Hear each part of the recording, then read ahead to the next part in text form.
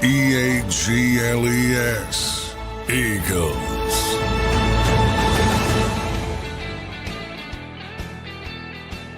Welcome in, everybody, to a Monday nightcap edition of Birds 365 here on JAKIB Sports. I'm your host, Zander Krause. That's my co-host, Johnny Mack, John McMullen. We'll be live with you guys for the next couple of hours here as we recap day number 16 of Eagles training camp. Johnny Mack, moving right along here, brother. How you doing on this Monday evening? Doing well. 2 more days, 2 more training camp practices. We're almost at the end. It came and went pretty quick, didn't it, John? It did not. No? Didn't feel like it went quick for me? It is an absolute grind made worse by the current preseason format of the NFL. How much longer on this preseason format, John? Well, when you get to 18 games, it'll go down to 2 at least. So that should happen pretty quickly. I'd love to see him get rid of them in general. Yeah. But they never will because they get the charge and all that stuff. Yeah, no doubt about it, John. Good stuff. We got plenty of stuff to talk about here tonight, John. Coming off a weekend where they had a really ugly preseason game. They made a trade for John Metchie, and then they're back on the field today with all sorts of different changes. Today, we're going to recap everything for you guys. We'll give you some added commentary on the trade for John Metchie, on some of the stuff we saw from the preseason game. I've only had John briefly since some of these things have come. So we'll talk about all those different things tonight, but we will start on practice number 16 today. Johnny Mack, let's start right there. A little bit of rain, John, a little bit of chill today. Might have been a little bit cooler for you guys down there today, about an hour and 40-minute practice. Just your first couple thoughts, John. Vic Fangio day, as always. What was it like today, Monday, back at the NovaCare Complex for the last couple of days of camp here? Yeah, pretty interesting from the standpoint of things keep expanding when it comes to the defensive backfield not contracting, which is weird at this stage. 16 days in, you finally get Cooper DeJean on the outside, which I think a lot of people are going to overreact to.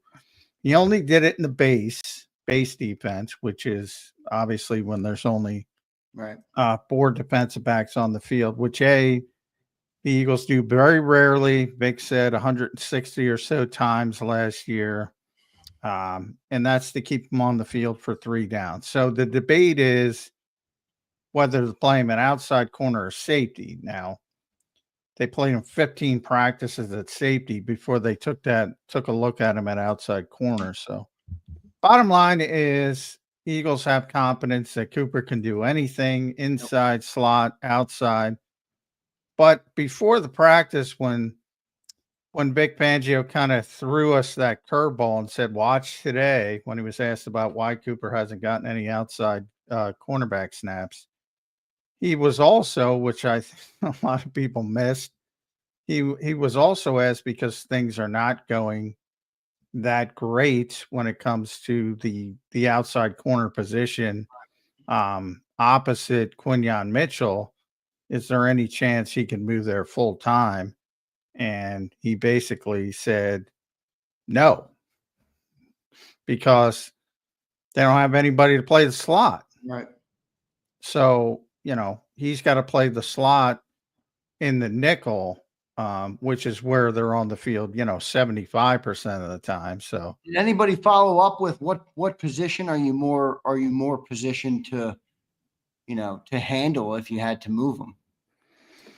Well, he was asked what would it require to consider the full-time move outside, right. And he said someone to develop at the nickel position and someone not to develop at the corner position. Well, it sounds like that's already happening. Yeah, the back end. Yeah, the back end. But from the standpoint of Bennett, he just got here. I think there's still my bet would be on him long term, and by long term I mean this season, 4 games in, say, at least. At the latest, I should say. That would be my guess. But they don't have anybody to play the nickel. Their backup nickel was Brandon Johnson, who's undrafted from Oregon and got hurt. Mac McWilliams tried it out. Now he's back outside. Perry Nickerson's here, but he's going to get cut. They don't have anybody. So they're not going to move him outside right now. Long term, yeah, if they can get somebody outside the organization and free agency after this season, maybe. But yeah, I mean the movement today was the same base defense, so he's going to be on the field all the time. The question is, in those base snaps, is he playing safety or corner? I'd still lean more towards safety, but they're making sure he gets some reps at both spots. Yeah, we'll see. John, speaking of the cornerback too, then if we just put Cooper DeJean, excuse me, to the side for a second, what'd you see at that position today? Where was Ringo? Where did he play today? What's the update on Adoree? What's the update on Bennett? What is the update on those three battling for that outside spot? Well, Dory got most of the first team reps, and the ones he didn't get went to Mac McWilliams. Mac McWilliams. No first team reps for Keely Ringo or Jacorian Bennett. So, I mean, this is, it could be a conspiracy because I find it very hard to believe that Vic doesn't know who's going to play at this point. I find that very hard to believe. And he even admitted to that today. At most times at this point in camp, you have somebody that you know who's going to be the answer. Yeah, but I'm not buying that. That's a rare time I'm not buying it. I find it very hard to believe. You think he's playing a little bit of the games right now because there's no finality, maybe. I'm not sure. I think he's playing the games because he wants them to play in the preseason. He's a big rep in the preseason guy, and he's with an organization that doesn't believe in reps in the preseason. So if he sells it inside the building, admittedly, this is a bit of a conspiracy. So you think this is deeper than just selling the media? You think he's selling top to bottom? I think he's selling everybody. I got to look at these guys because he wants them to get reps. Whereas as you see by the offense, the Eagles don't want to give reps to their starters, period. Right. And he's going to get by extension of that. Then, what do you make of the playing time that they've gotten? Because Keely Ringo is basically depleted. John, 16 practices later, the guy's not 2 practices in. Oh no, he has played himself out of the job. Is he out of it right now for you, or is he just a distant third? He's out of it. He's out of the conversation. Wow. Keely Ringo, who they came into camp wanting to win the job. They got rid of Darius Slay and Isaiah Rodgers because they felt comfortable with Keely Ringo. You're telling me 16 practices later, this guy's out of the running? I think he's out. I think he's out of the running. I think it's Adoree or Jacorian Bennett ultimately will start. I would lean towards Jacorian. Now he's got to finish. He's got to play well. He just got here. And it might not be week 1 again, but it might be week 3. But by week 4, say, I think he'll be the guy. Yeah, I mean, Keely just hasn't performed well. And good. The other, Makuba Sydney got the first rep, but again, first rep watchers are often, Makuba got many more first team reps. So after his big 2 turnover performance, that looks like a sea change. He's going to be there. Jahad Campbell, it's just a matter of time.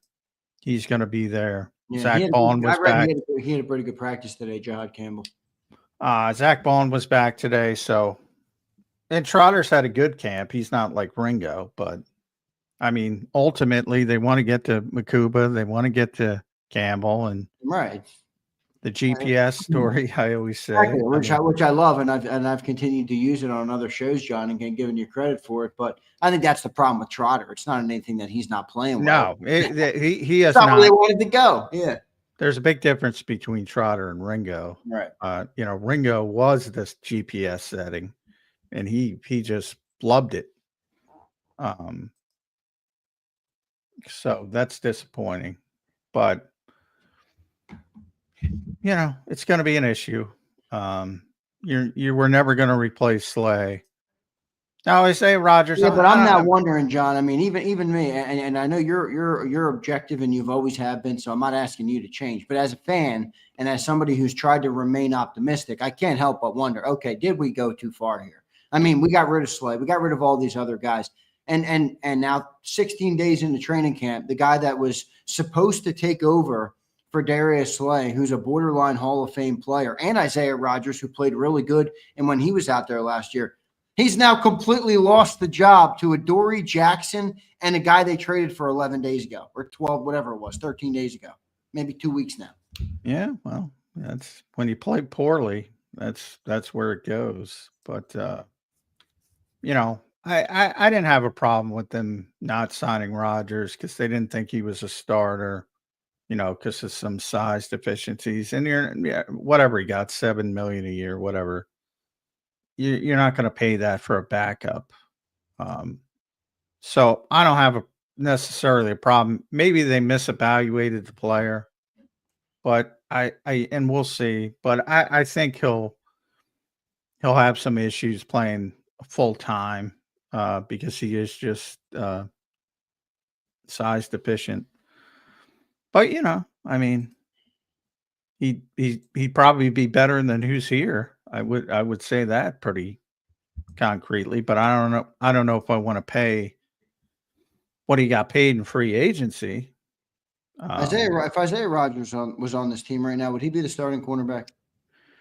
Yeah, I think so, but I think it'd still be deficient. And again, I don't want to pay that money to be deficient. Well, what are you paying across the 4 dudes who are battling for it? Probably close to 7. Not much. No, not even collectively. Well, Ringo and Bennett are still on their rookie deals. McWilliams is a 5th round pick, and so Jackson they're probably $1 million a pop, $3 million. Jackson. So if you add all 4 of those guys, they're probably less than what Isaiah got. Yeah, no. I'll take the guy that can play. How about that? Well, I'm just saying, if you know, everything's about evaluation in this league, and they didn't think he was a starting corner. They loved him as a number 3 corner, but you don't pay number 3 corners like starters. Well, built into that evaluation is that they thought Keely Ringo was a starting corner. And 16 practices later, Vic Fangio says, "No, sir, no can do." Well, not even by the way, anymore. Vic didn't say that. I said that. But yeah, there was a hope that he could turn into a starting corner. Certainly. Well, isn't that baked into the evaluation? If you move on from him, you know, and knowing, hey, I got Keely Ringo. Baked into my evaluation of Milton is, hey, I'm pretty confident in Ajomo. He might not be Milton, but I'm at least confident in him to play the role. Built into losing Slay and letting Rodgers walk, both of those guys, has to be, hey, I feel good about who we got there or about the plan that we have in place.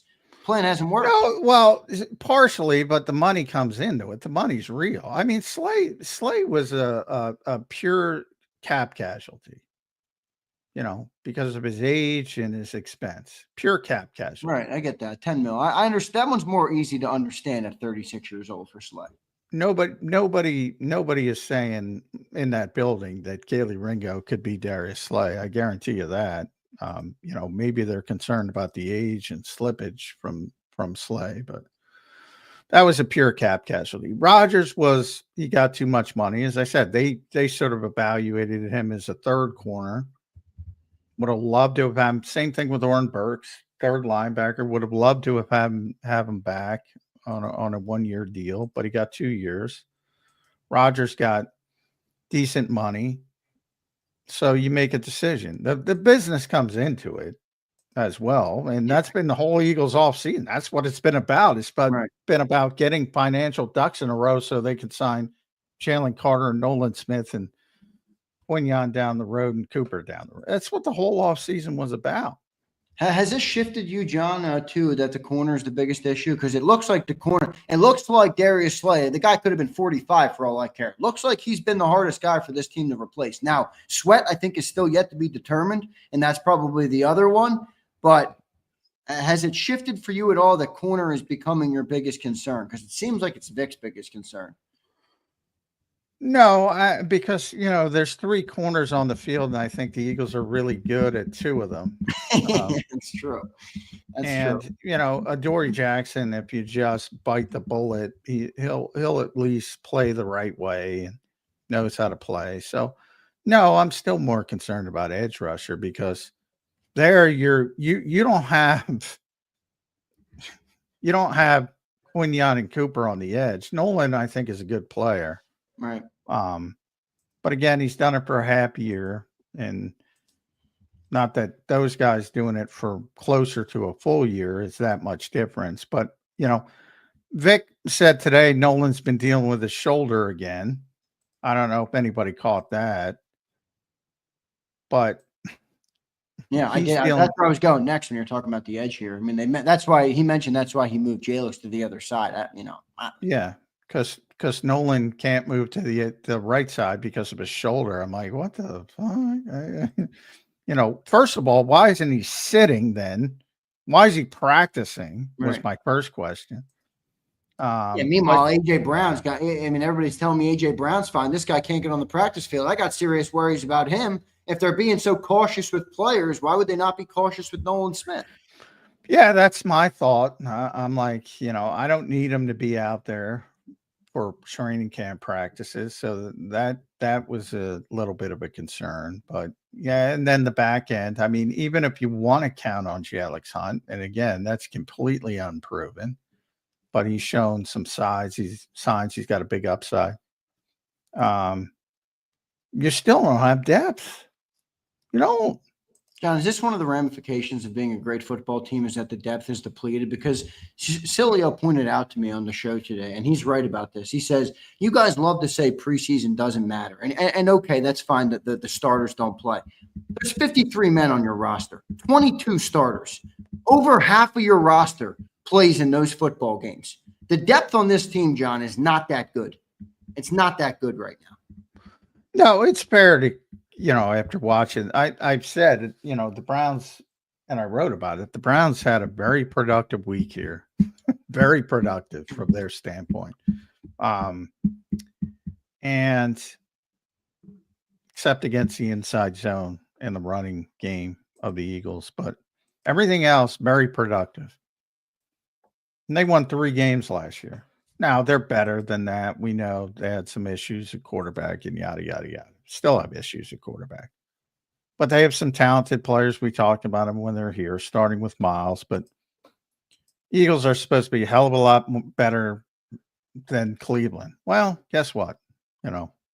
From that 23 to 53, not that big of a difference. Yeah. And I've been saying that for years in the NFL. Yes, you have, John. Yes, you have. Not that big of a difference. And I think people get caught up in and the Eagles have done a better job than most with developmental guys and guys stepping in. But remember how healthy the Eagles were last year. If the wrong guy, and that's every team, but if the wrong guys get injured, you probably going to have some problems. We'll see what happens. Johnny Mac, great stuff. We're going to have a great show here tonight. Plenty of things to talk about. Day 16 in the books. We'll recap everything in that regard. I want to welcome and thank everybody for being here this evening. We got a nightcap edition of Birds 365. Good to see everybody in here. Jason A-Team, ZM Prince. I know we got some super chats we'll get to as well. Billy John's in here. ZM, what's going on, everybody? Good to see all of you guys. Hit that like button. Drop your comments in the chat. We will be taking some comments on the show tonight, as we always do. We'll make sure all super chats go to the top. Hit that like button. And if you're listening onto the podcast, leave a review, whatever you got to do over there as well to help us grow. So we appreciate everybody for being here tonight. Couple super chats that we'll get to in a little bit. John, what was the injury report here on practice today? Let's kind of reset the slate. Day 16. Who missed practice today from camp?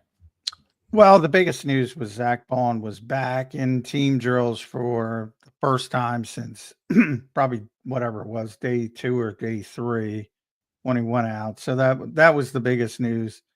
Kenyon Green was back as well, but just limited, didn't work in team drills yet. So guys who didn't practice, AJ, Landon, obviously, Tariq Castro-Fields, who's got a hamstring from the game. Lewis Seen's got a groin. That he hurt that before the game.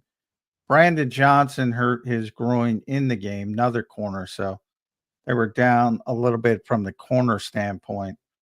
And then, as I mentioned, Kenyon Green was limited. AJ Woods, another corner, was limited with an illness. Lane Johnson was limited. Didn't take part in team drills, just a rest day for Lane. So pretty short again. And for the most part, the Eagles have been gotten through camp pretty well. Just being cautious with some players, and lone exception being Landon Dickerson, and that could have went really bad, and it didn't. The cautious excuse is starting to wear off for me with AJ Brown, John. Well, I don't know why. I mean, he doesn't need to be out there. He doesn't need to be out there. As long as he's out there.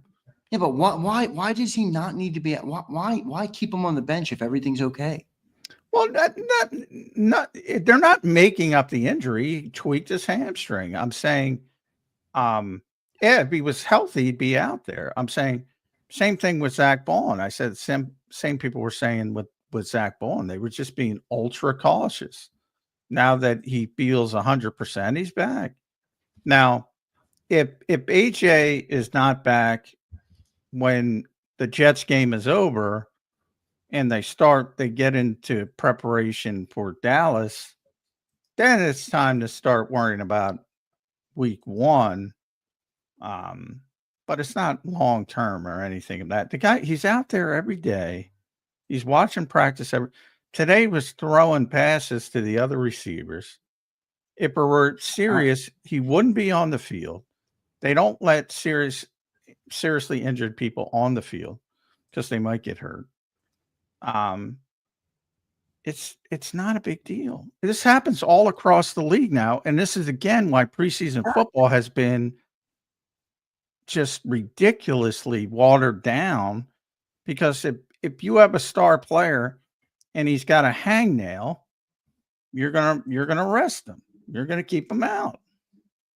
So he did tweak his hamstring. They're not just making up an injury, but they're not going to put him out there until he's feeling 100%. Did the trade for John Metchie have anything to do with AJ Brown? I don't think so. I mean, he'll be here tomorrow. They made the trade official today. I don't think I think people are I think they're going back to 4 years ago in Alabama. I mean, he's been through a lot. But the bottom line, and he's a good story just to be back, but the bottom line is he's got 40 receptions over 2 years. This is not some splash-making wide receiver coming in. This is a guy. Well, no, I'm not saying it is. I'm just saying if AJ Brown was healthy, this is not obviously a position we expected them to trade for. He's missed all of camp now, or most of camp.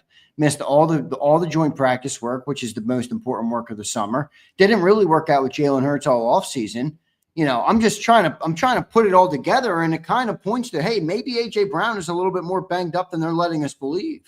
My take on the Metchie trade, and we'll probably get to talk to him tomorrow, but my take on it is he was going to get cut in Houston.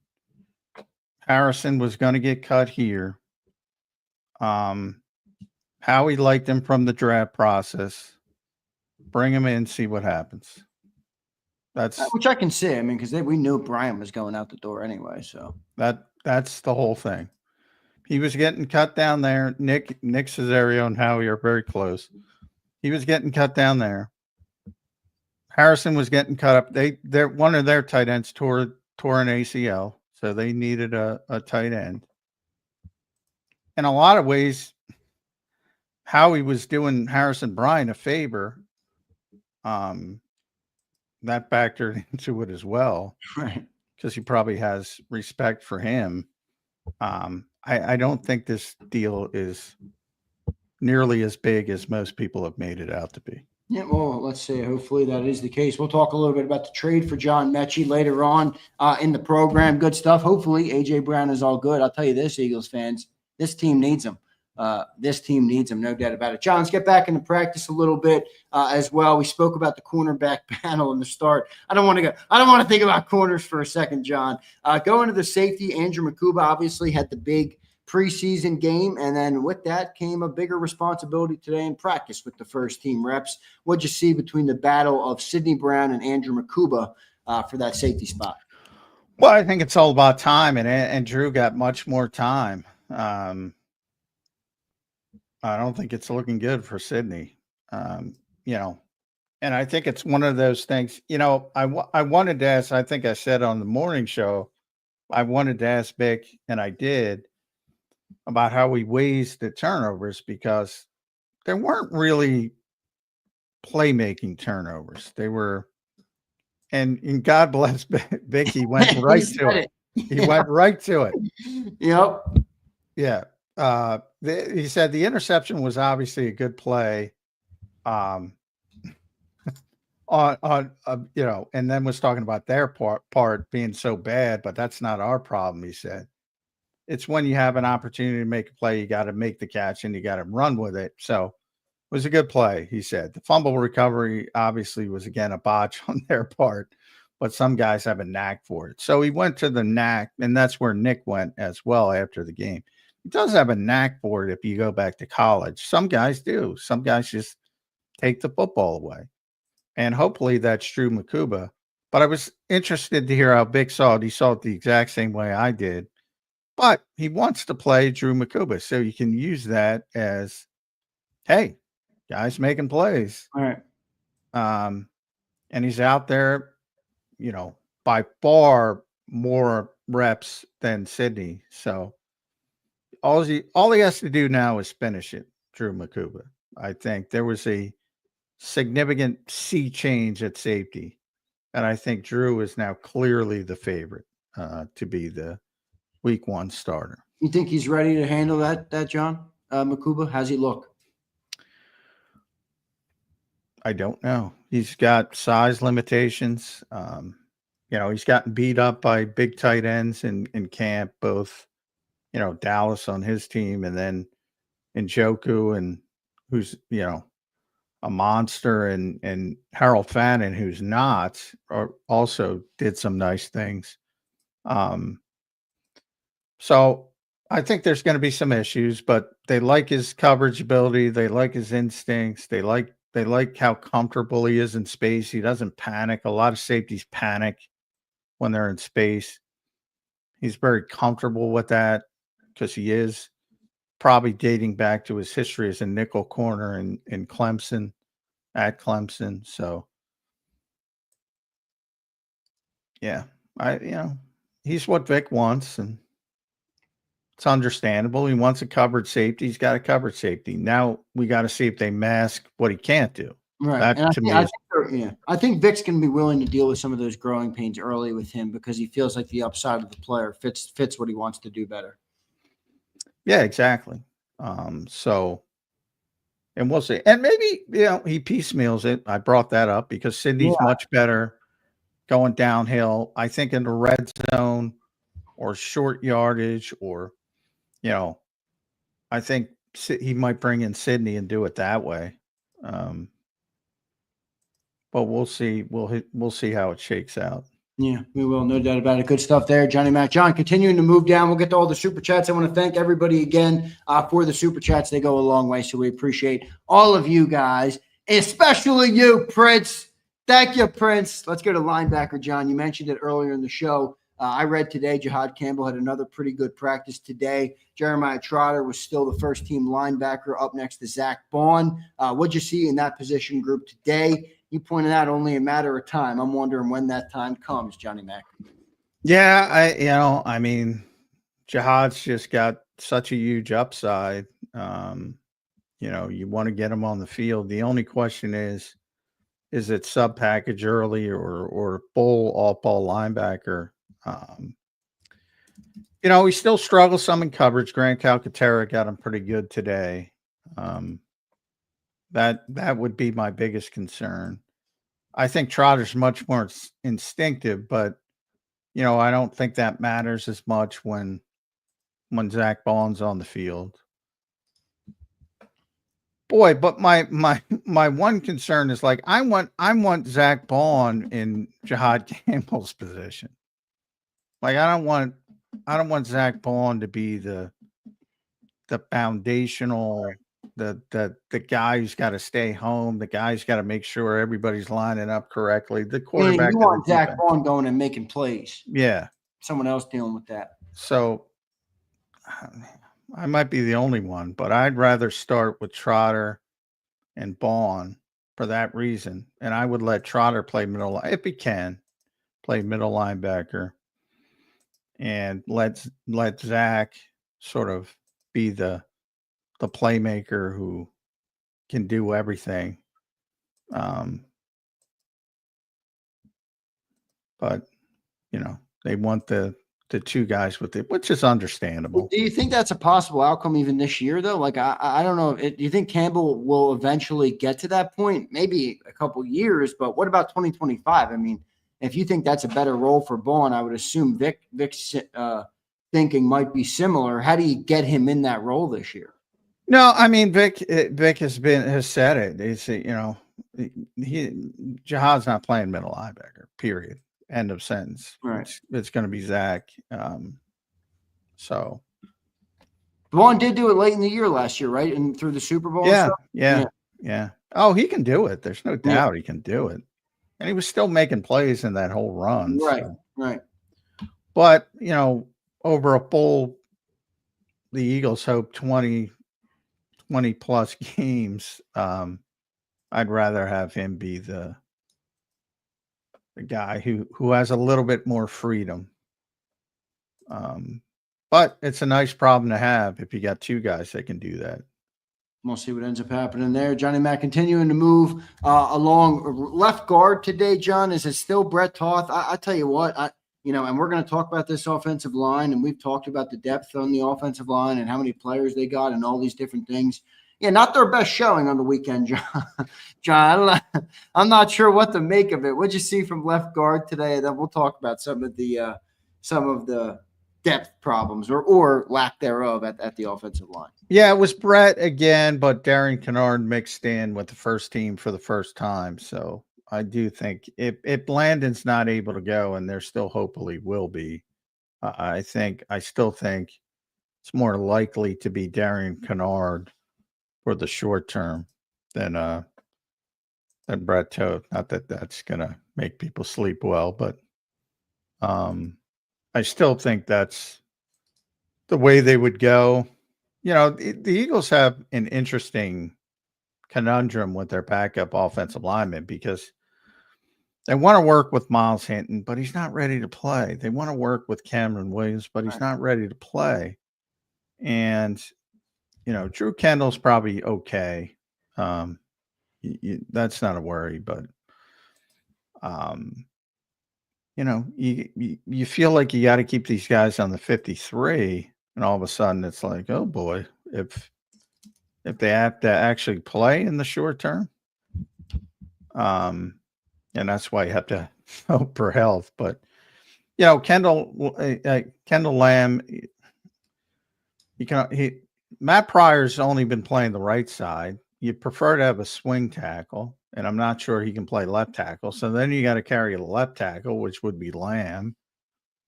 How many offensive linemen they're going to carry? It's like, again, it's a nice problem to have, but a bunch of those young guys aren't ready to play. Who are the best backups right now? Like last year, you got significant reps when Steen was a reserve player. He was pretty good in that role. And then you had Fred Johnson, who played excellent when he was needed last year. Who do you think will be that this year? Because I don't know. I mean, I know we've talked about how many guys they have in the room, but are they as good? I don't know. They don't look that good in the preseason, but that's the preseason. I don't think they're as good as they were last year with the game day roster. Because you generally have an interior backup and a swing tackle. Now, this year, in theory, they would have to use Pryor and Lamb for the tackles because one can't play left, one can't play right. Kennard's probably he's probably Tyler Steen this year, and Kendall's a better backup center than they had. But they had to move Landon to center, which they don't want to do, but right. He's their best center anyway, so it worked out. So depends how you look at it. Yeah, they're probably better last year because Fred could do both. But Matt Pryor's better than Fred, but he only plays one side. Right. So it depends how you look at it. Yeah, definitely different ways to slice it. John, any other notes from practice today? I did read that Jalen Hurts, let's give the quarterback one update. I did read that Jalen Hurts had a pretty good bounce back practice today. Again, we don't put much stock when he doesn't have a great day. I'm not going to sit here and put too much stock when he has a good day. But by what I read, he had a better day today at camp. What'd you see from QB1? No predator on ice skates, skating through the grass. Right. So yeah, he looked a lot better. Yeah, that was Cam's description of Myles Garrett. Right. Yeah, that was the difference. And when when he's not getting harassed from a split second after the snap, he's fine. John, I'll read this from our boy Brandon Lee Gowton. All right, don't take it from me. Now I've been on this camp, but I'm not the one saying this. And I quote: Darius Cooper needs to be on this roster. In addition to making back-to-back catches against Ringo from throws by Tanner McKee, Cooper had a reception for a chunk gain while working with the first-team offense. End quote. BLG saying Darius Cooper needs to be on this roster. What do you think, John? Yeah, well, a lot of people say that. He's hardly alone. I've just talked to some people that indicate he's got a lot of work to do. So I think, but clearly he's opened a lot of eyes, and he's a guy that the Eagles are, they want to work. They've all said, and what they've said publicly, Kevin Patullo has said, and both Aaron Moorhead, both of them, it was almost eerie. They both said similar things. They said, we'll see where it goes. They're very interested in working with them and trying to continue. One of the things I was told, which I did not know, at Tarleton State, they never used a huddle ever. And he literally needed to be taught how to break the huddle and make sure his alignments and all that stuff. So there's a lot of fundamental stuff that he's behind the 8 ball with, but the playmaking skill, that's the part that everybody sees, and that's the part that everybody's judging. And he keeps making plays. He embarrassed Ringo. Ringo was, bad body language after the second one, those back-to-back catches he was talking about. And the pass, the layered, it was like a cover 2 hole throw, turkey hole throw, as John Gruden would say. And that was in between Quignon and Reed with the first team. So that was a hell of a throw too by Jalen. You got to give Jalen credit. Because he put it, that's a difficult layered throw. But no, he's making plays, but it's just some of the other stuff that I've been told about that he's probably not ready to do. But they want to keep developing him. The question is, how do you do it? Can you get him through waivers? That's really Howie's decision. Well, your original thinking was that you thought they would get him through waivers. Has that shifted? Yeah. Or do you still? Oh no, because he didn't do, remember, nobody's there watching practice except us. He didn't play well, and it had nothing to do with him. I shouldn't say that. They had 55 yards passing against Cleveland. The quarterbacks couldn't get the ball to anybody. So, if you go back to week 1, he made a bunch of plays, and then you start to be concerned because that's what people around the league see.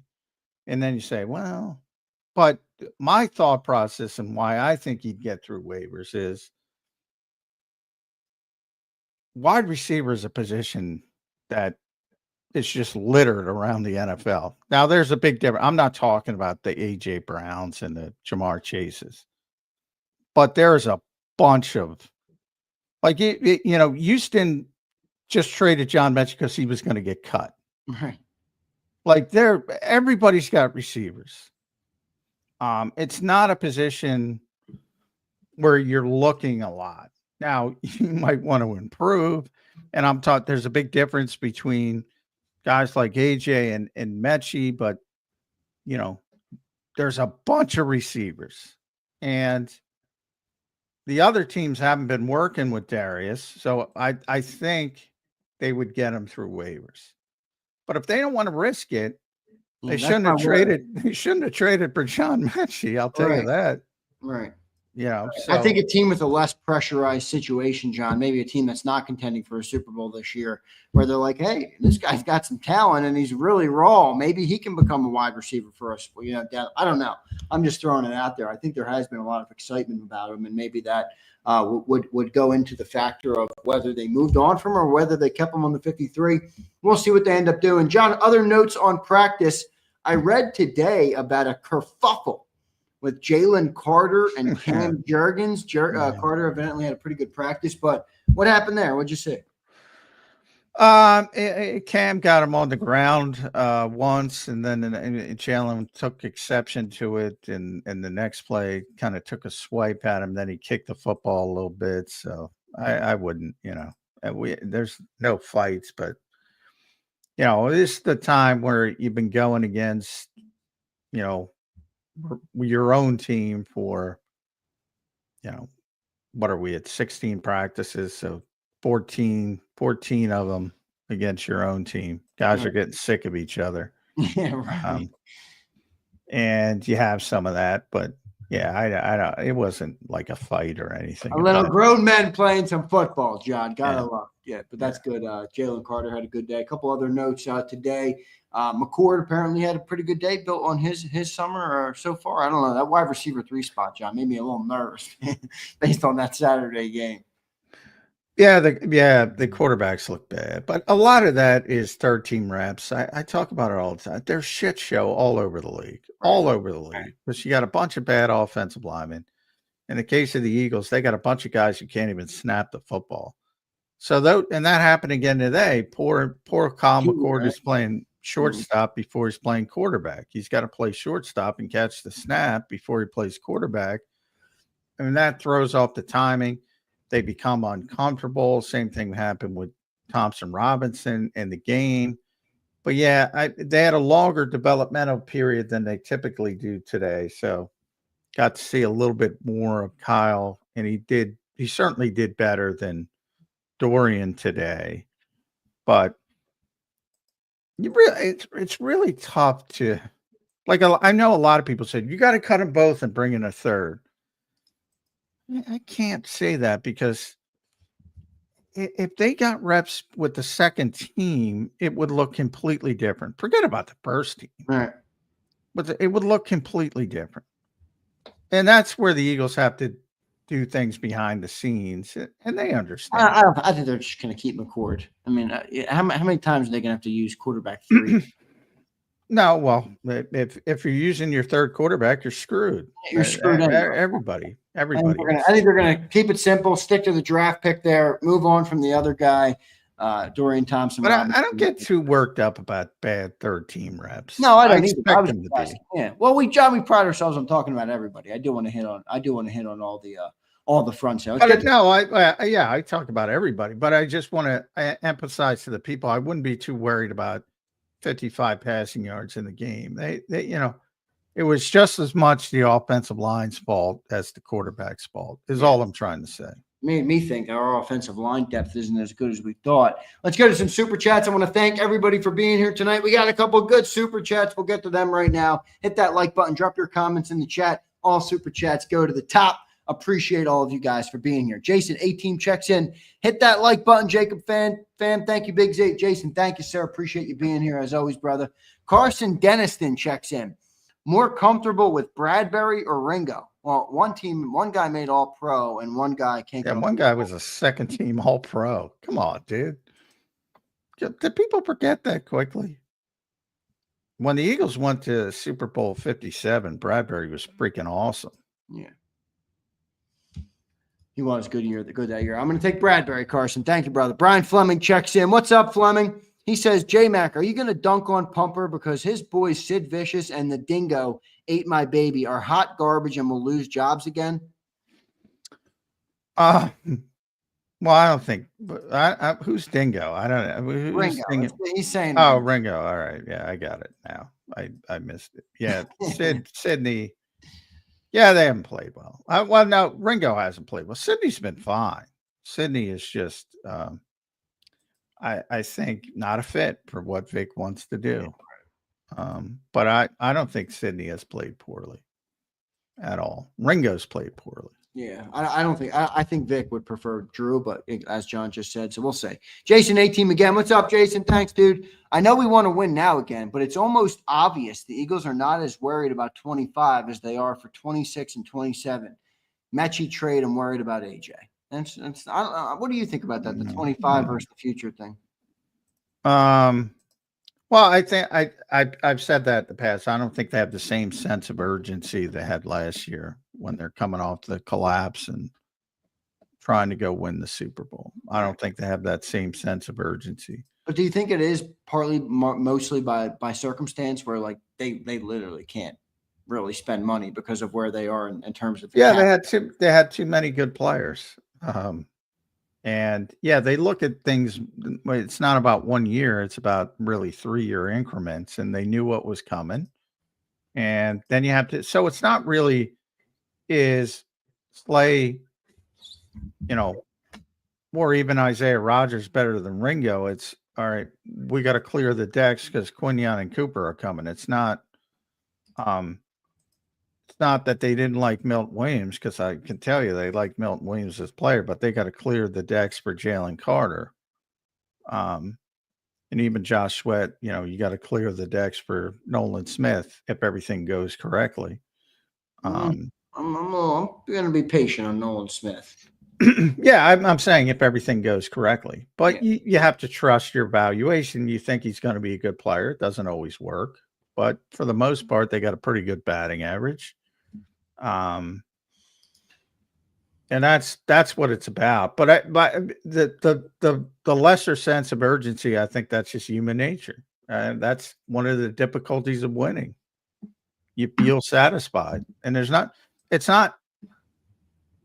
they're objectively feeling satisfied. They just won. So you let out a sigh of relief and you say, all right, well, we got one, I got 2 in the bank. Different story for sure. Yeah, you can't shit on me too much, although people will. They were booing in the preseason game. That's great. Fucking boo them. How you do anything is how you do everything. We want to win, John. Got it. 18, appreciate it, brother. JD3 says, why is Howie out here doing charity? Dude is gifting Houston a Super Bowl. Shout out to all the lames celebrating my demise yesterday. Rest in peace, HB85. Well, I admire. Yeah, I don't think he handed him a Super Bowl. No, I certainly don't think that. I think Houston, essentially the Eagles traded C.J. Gardner-Johnson and Harrison Bryant for Kenyon Green and John Metchie. I think Houston got the best of that. They definitely got the best of that. But it's all because of one player. It's nothing to do. Silver platter. Nothing to do with Harrison Bryant. Yeah, right. All right, good stuff, JD. Appreciate you being here, brother. And I'm sorry for your loss of Harrison Bryant. I know he was one of the main. I warned you, JD. I warned you. John's always been honest with you, JD. Prince checking in. What up, Prince? Prince has his panties in a bind in the chat tonight, John. We had more questions last season, he says. The problem is that we won the Super Bowl, so everyone's paranoia is heightened. I'm a fairy, LOL, Zander. Stop crying. Holy moly. Prince is on the attack tonight, John. Yeah. Well, it's fair to say, like, we didn't know who Zach Bond was. So it's fair to point that out. We didn't really know what Quinion Mitchell was or Cooper DeJean, other than they were talented rookies with potential, but you don't expect rookies to play the way that they played. So there's a bunch of stuff that nobody knew, so from that standpoint, if you want to bet on it happening again. I guess you can, but I'm an odds guy, and that stuff generally doesn't happen. You generally don't sign somebody for $3.5 million and he's top 5 in defensive player of the year voting. That doesn't happen very often. Right. But it happens. So I've heard a lot of people say, hey, maybe that happens. So Jolari. I wouldn't bet on it. I wouldn't bet on it.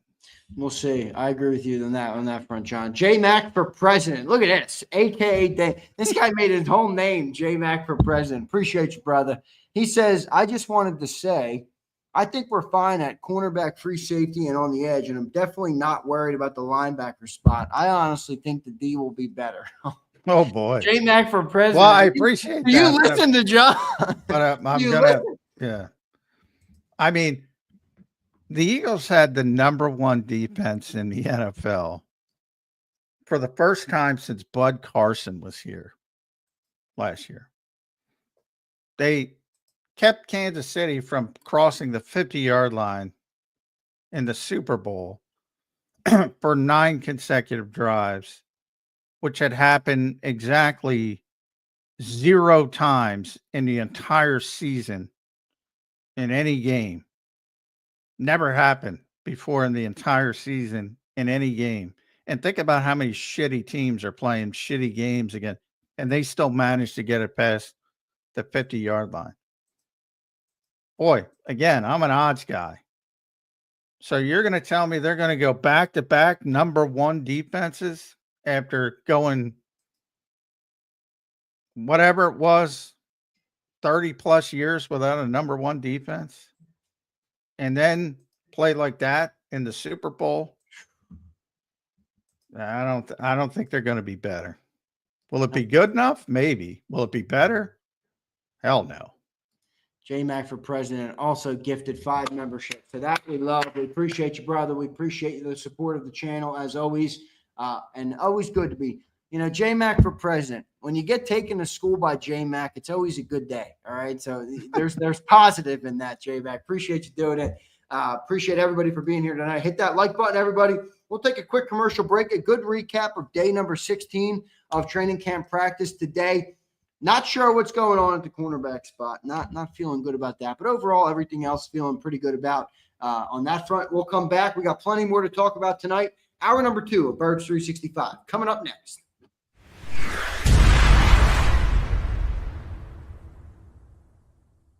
The following is a presentation of JAKIB Sports.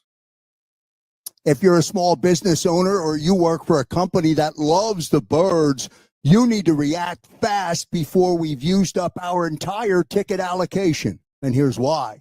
In celebration of JAKIB Media's new partnership with Savvy Seats, JAKIB Media will give you a pair of VIP tickets for any game on the 2025 schedule, home or away. And we'll give your company or your boss a 20-week media sponsorship package across the #1 digital network for Eagles coverage, JAKIB Sports. And that includes all of our game day coverage. Cost for your business or company? About $50 a week. Let's recap everything.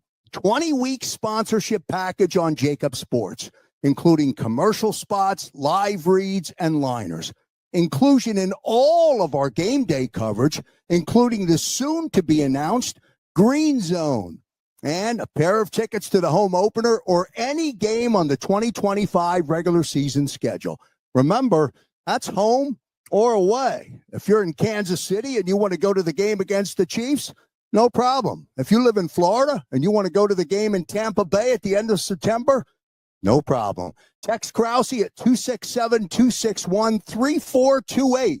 That's 267-261-3428. And remember, do it quickly before this incredible gift is gone. JAKIB Sports and Savvy Seats put you right in the action with VIP seating as we are proud to announce our partnership for the 2025 season with Savvy Seats. Text Krause right now at 267-261-3428. That's 267-261-3428. 3428 and pick your game today. If you own a company and you're not producing a podcast, you're missing out. The public consumes messaging when they're ready. Join the professional podcast network of companies and let JAKIB Media Partners put you in the podcast arena. Come to our professional studio or we'll come to your place of business and professionally produce your company podcast. Call JAKIB Media right now at 267-261-3428. 267-261-3428. EAGLES, Eagles.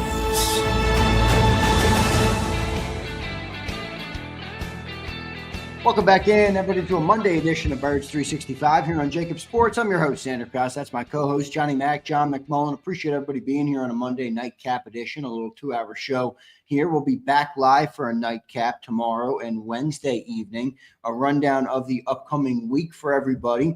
Tuesday and Wednesday, as I just mentioned, they'll be on the practice field again at 10 a.m. Thursday will be a walkthrough that's closed to the media. And then Friday, the Eagles at Jets preseason game at 7:30 p.m. up at MetLife Stadium is Friday evening. And then Saturday, the players are off, and that's it. Training camp is done. Preseason is done after that, and we start to prep for the Dallas Cowboys in week 1 coming to Philly. Johnny Mack, I know you said it didn't go quick, but it went quick for everybody else, John. Yeah, well, yeah, it never goes quick for us, trust me. But yeah,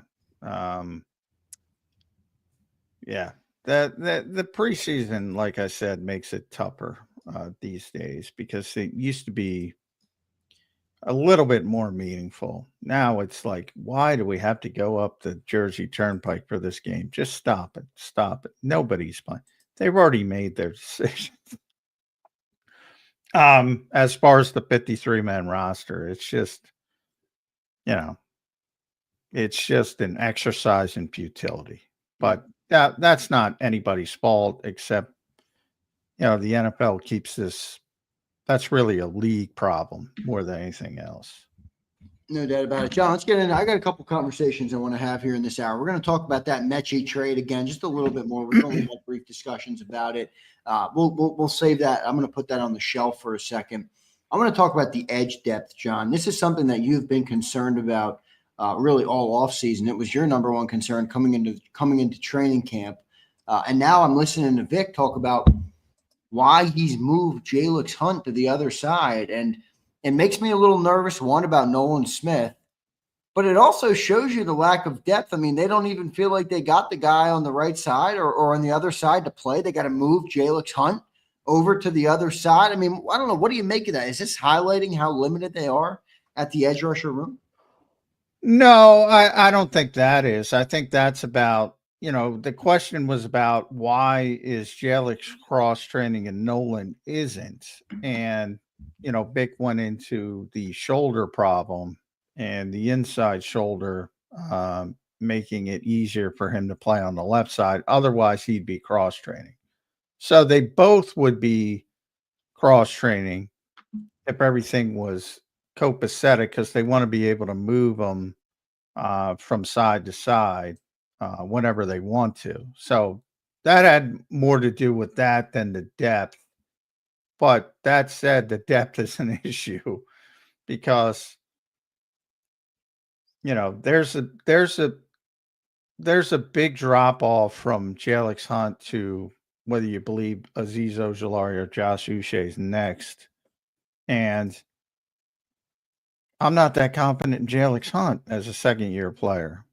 I think he's got a nice upside, but yeah, I've said it pretty consistently that I think people are skipping steps with him.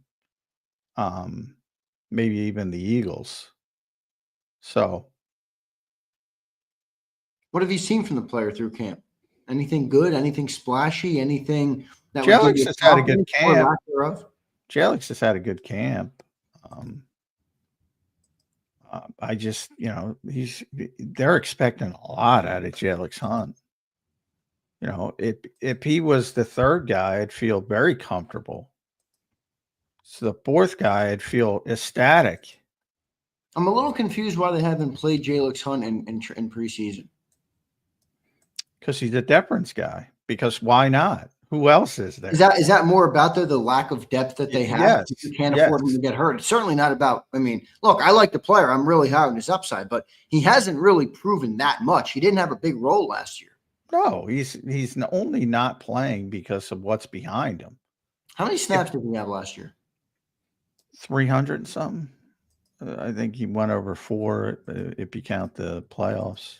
But 3, I don't have it in front of me, but I got to look it up. But yeah, not a lot.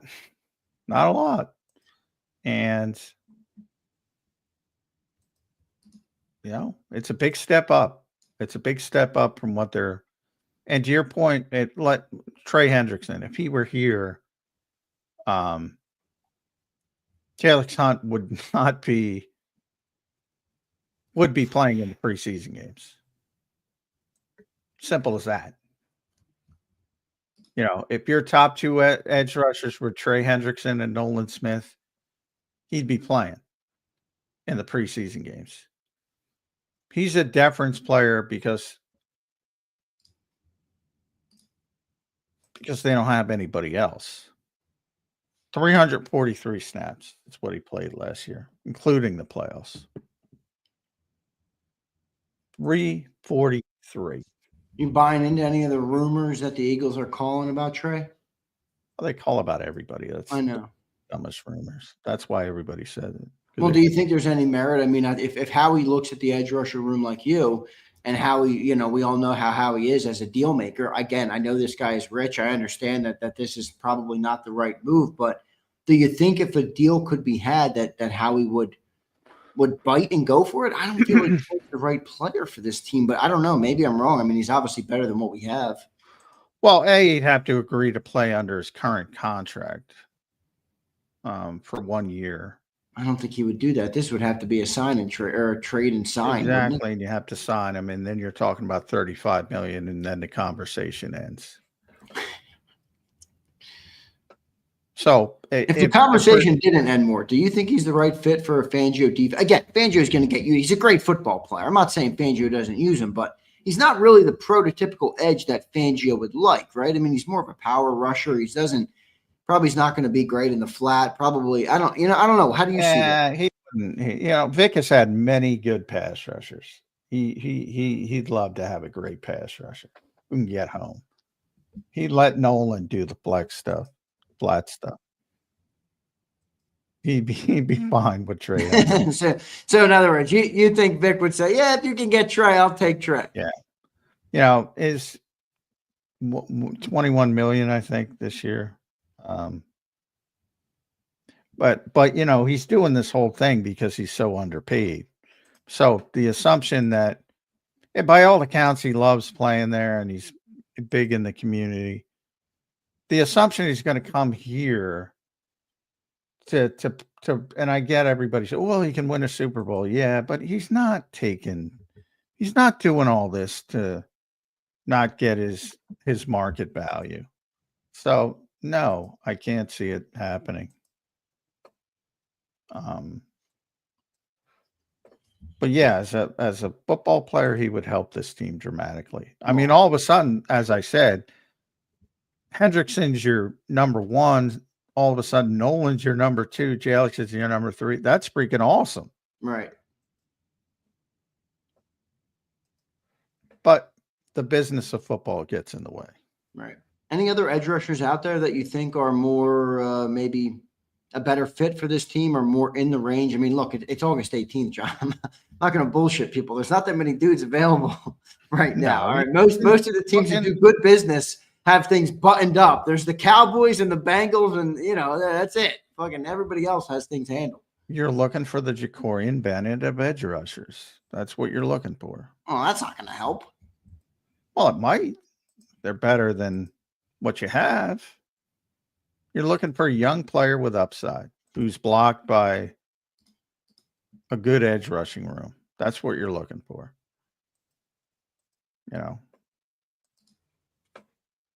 It's like hitting a turkey hole shot in between Quinyon and Reed Blankenship.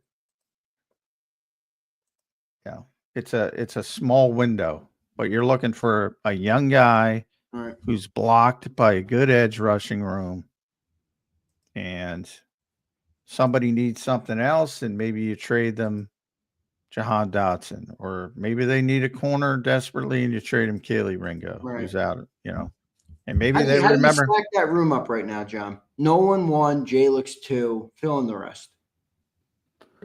Josh would be 3. Which is a Aziz would- switch, considering we thought Aziz would be 3 with the Yeah, contract. Aziz hasn't had a great summer, although he has started to make a few plays here and there. He's 4. Patrick Johnson might be better than both of them. That's what I was about to ask. Should Patrick Johnson be getting more consideration for some playing time? They think he's limited. Maybe it's not fair. He's a big preseason. He might be a 4A player, baseball term.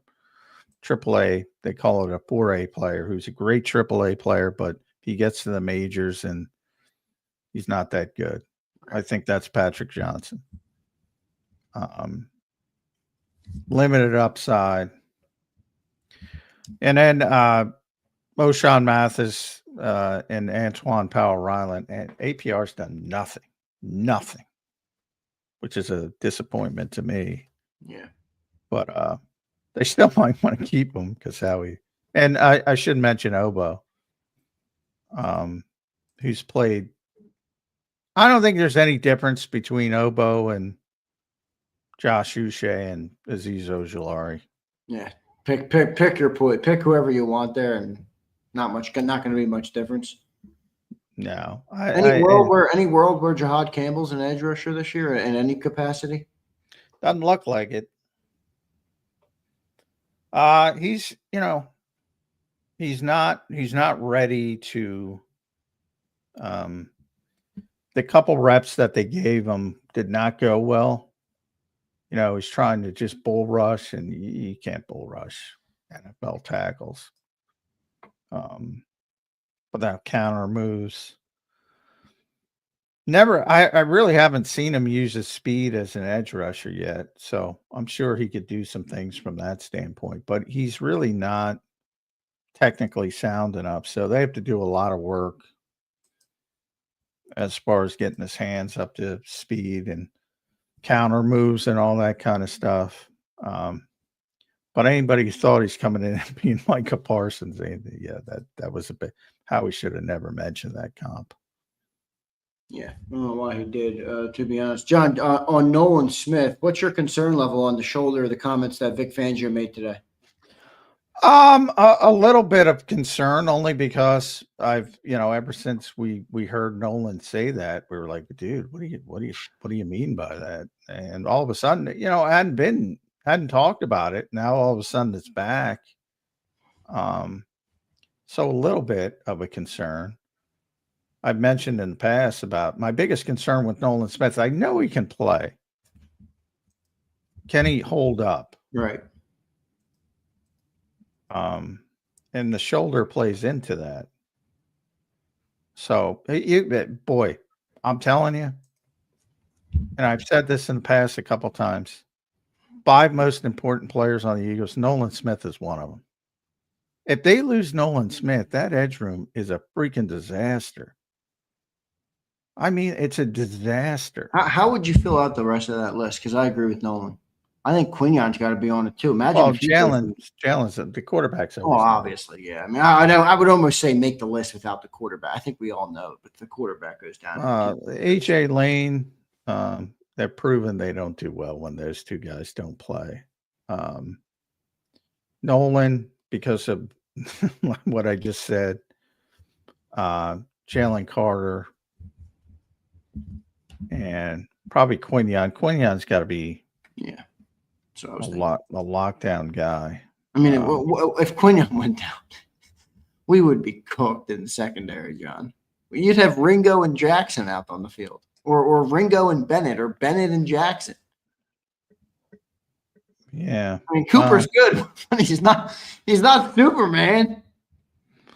Boy, I like the corners better than the edge rushers. The backup corners better than the backup edge rushers. All right. I do not like their edge rushing room. For a Well, I team mean, that I can't sit here and say it inspires a lot of confidence after Nolan and Jalen. Even if you're optimistic about them, I mean, Uche, Ojulari, and Obo. I don't know. I think What's the ideal amount of guys to have in your rotation, John? At edge, four. Yeah. Vic will probably use 3, like at the end of by way of necessity. Yeah. By way of I don't know, lack of talent, I guess. I mean, I think Obo's their third best edge defender from what I've seen in practice and camp, and I think he's getting cut. So, and they're just kind of hoping that Josh Uche reclaims 2022 and Azeez Ojulari. I don't know what they're thinking with him, other than he's from Georgia. There's 2 ways to this. It's like, yes, they've had a lot of success taking Alabama players and taking Georgia players. But, they brought in Lewis Seen and everybody lost their mind. And I told you, the guy can't play. God bless him. I mean, I feel bad for him. He hurt himself. He can't play. He could play at Georgia. He was a first-round pick. Now he can't play. We'll see if Metchie, just because they have that name, when you say you scout the helmet, don't scout the helmet. It works both ways. Right. Yeah, Devontae's great. Jalen Carter's great,